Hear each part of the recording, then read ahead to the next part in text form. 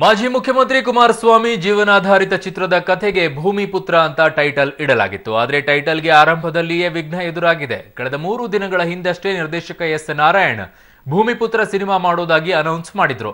ಆದ್ರೀಗ ಈ ಟೈಟಲ್ ನಿರ್ಮಾಪಕ ದೊಡ್ಡಮನೆ ವೆಂಕಟೇಶ್ ಅವರ ಹತ್ತಿರ ಇದೆಯಂತೆ.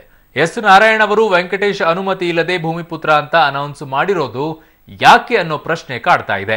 ಈ ಬಗ್ಗೆ ಭೂಮಿಪುತ್ರ ನಿರ್ದೇಶನ ಮಾಡಬೇಕು ಅಂದುಕೊಂಡಂತಹ ನಿರ್ದೇಶಕ ಶಶಾಂಕ್ ರಾಜ್ ತಮ್ಮ ನಿಲುವನ್ನ ಪ್ರಸ್ತಾಪಿಸಿದ್ದಾರೆ. ಭೂಮಿಪುತ್ರ ಟೈಟಲ್ ನಾವು ಫಿಲ್ಮ್ ಚೇಂಬರ್ನಲ್ಲಿ ರಿಜಿಸ್ಟರ್ ಮಾಡಿಕೊಂಡಿದ್ದೇವೆ. ಹ್ಯಾಟ್ರಿಕ್ ಹೀರೋ ಶಿವರಾಜ್ ಕುಮಾರ್ ಈ ಸಿನಿಮಾದಲ್ಲಿ ನಟಿಸುವ ಸಾಧ್ಯತೆ ಇದೆ ಅಂತ ಹೇಳಿಕೊಂಡಿದ್ದಾರೆ.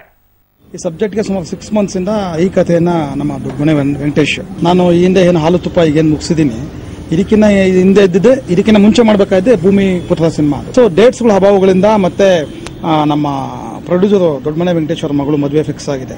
ಸೊ ಆ ಒಂದು ಸಮಯದಲ್ಲಿ ನಾವು ಸಿನಿಮಾ ಮುಂದಕ್ಕೆ ಹೋಗಬೇಕು, ಹಾಲು ತುಪ್ಪ ಬಿಡುಗಡೆ ಆಗಿದ ತಕ್ಷಣ ಅದನ್ನು ಅನೌನ್ಸ್ ಮಾಡಿ ಶೂಟಿಂಗ್ ಹೋಗಬೇಕು ಅಂತ ಪ್ಲಾನ್ ಇದ್ದಿದ್ದು. ಕತೆ ಮುಗಿದಿದೆ, ಪ್ರೀ ಪ್ರೊಡಕ್ಷನ್ ಎಲ್ಲ ಮುಗಿದಿದೆ, ಆರ್ಟಿಸ್ಟ್ ಸೆಲೆಕ್ಷನ್ ಆಗಿದೆ, ಲೊಕೇಶನ್ ನೋಡಾಗಿದೆ.